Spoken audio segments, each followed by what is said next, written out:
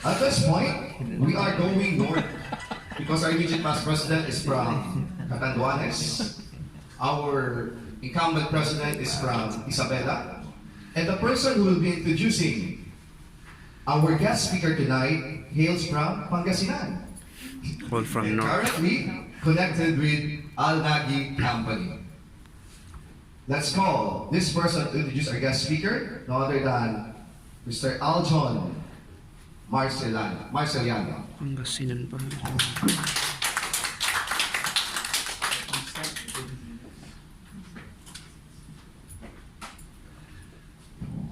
Thank you, sir. Good evening, everyone. I am pleased and honored to introduce our esteemed speaker for today's event, a woman who was named as one of 300 most influential Filipinos in the Gulf by the prestigious Dubai-based lifestyle magazine Ilustrado in March 2020. A woman who believes that Filipinos can elevate themselves by continuing to learn, grow, develop, and master the values of excellence and competitiveness, professionalism, and selfless service. Our speaker was born and raised in Baguio City, married to a former Philippine Navy officer, and blessed with 3 daughters. She is a graduate of Bachelor of Arts in Political Science in 1993 from St. Louis University as a cum laude. She also took her master's degree in public management in 1999 at the same university.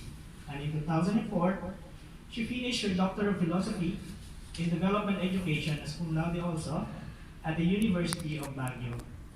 She also completed the training course on counterterrorism from the Global Risk Mitigation Center in December 2020 and finished the Advanced Arabic course from IFAT University in March 2020. She was a former professor of political science and public management in various universities in Baguio, and she also served the National Statistical Coordination Board as an information officer, research consultant and specialist, editor and writer at MOB Controls Philippines and Philippine Military Academy, and the regional deputy of NPRCP. Youth parliamentarian and delegate of the second National Youth Parliament, National Youth Commission, and National Chair, Committee on Education, Science and Technology, Arts and Culture, Second National Youth Parliament, National Youth Commission. In her career as a diplomat, she was assigned to the Office of Protocol, Office of Consular Affairs, Office of Middle East and African Affairs, and Office of Personnel and Administrative Services during her assignment in Manila. In the Foreign Service, she was assigned to the Philippine Embassy in Tripoli, Libya, with concurrent jurisdiction over Algeria, Chad, Mali, Malta, Mauritania, Morocco, Niger, and Tunisia. The Philippine Consulate General here in Jeddah, the Philippine Embassy in Riyadh, with concurrent jurisdiction over the Republic of Yemen. She was the team leader of the Philippine Embassy in Riyadh for the crisis management team deployed to Yemen in September to October 2015 during the takeover of the Yemeni capital of Sana'a by the Houthi rebels. She was also the team leader during the mapping mission conducted by the Philippine Consulate General in Jeddah in southwestern region in January to February 2020 at the height of the Saudi Arabia-Iran standoff. Aside from promoting migrant workers' welfare and respect for human rights, her advocacies include female and people empowerment, promotion of quality education, advancement of arts, culture, preservation of the family and children's rights and welfare, promotion of the indigenous culture, and the preservation of the environment. Now therefore, my great respect and salute for her exemplary experiences and rare achievements that models excellence and competence. I am proud to present to you the current head of the Political, Economic, Community Relations and Special Concerns sections and the focal point officer for Gender and Development and Overseas Voting of the Philippine Consulate General here in Jeddah, Acting Consul General Mary Jennifer Domingo Bingan. Let's give her a warm applause.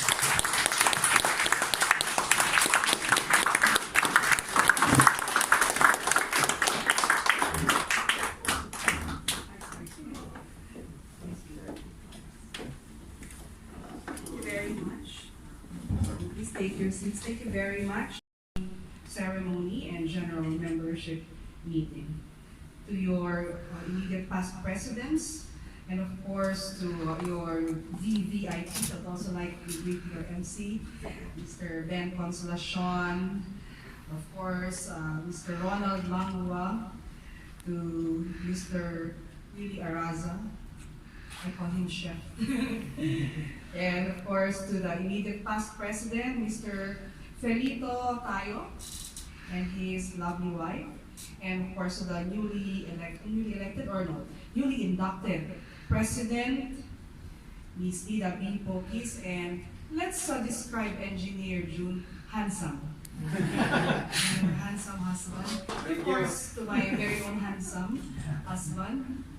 I'm not saying that loving and supportive is debatable, but let us just stick to the obvious when we describe our husbands as handsome, because beauty, like handsomeness, is in the eyes of the beholder. Call us blind, but that's just the way it is. Di ba, Ma'am Nina? Well, I'm very honored to be here tonight. I probably would count this as my third invitation. Ben showing me a picture, a photograph na dyan, of one of our gatherings. And this was at the La Parrilla. So hindi na ako buntis during that time. It was in 2011, and I remember I was still a vice consul during that time. And so I asked my husband, will you give me a pen? Because I want to count it. Exactly how many years I have been in Saudi Arabia. No, I have not been here for 30 years, definitely not. My calculation is I was here in Jeddah from 2009 to 2012. I was in Riyadh from 2014 to 2018. And Jeddah again for my second tour of duty here for 3 years now. So that's a total of how many, dear accountants? Do the math. Alam ko magaling kayo sa math. Simple mathematics will tell you that I have been here for the past 10 years. Of course, I cannot beat your 30,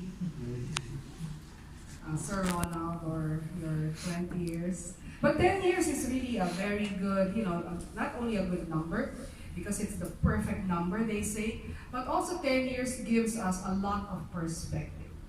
Hindi ba? I have always known PICPAWR to be one of the very organized Filipino community organizations. Even before you had the PPO, I already have, met some of your officers. If not, I have been in your general meetings, etc. And I can say that you did not only adopt yourselves, especially in the context of last year's pandemic, but you continue to thrive. Am I right? Last year we have been talking about recalibration, we have been talking about adopting, etc. And we always use the term new normal. Nobody talks about new normal nowadays. Have you heard somebody still say new normal? Because from our vantage point, new normal is so last year. This is already normal. And I'm glad to note that from your past president's report, you have not only adopted, but you have also thrived. And that's the reason why you're at this level where you say you're in the process of transforming. And this process of transformation is very important. Like what Ben was saying earlier, there are 3 C's that you have imbibed in your heart that has allowed you to transform even better, not only as individuals but as organizations. Credible, creative. May I actually be allowed of responsibilities.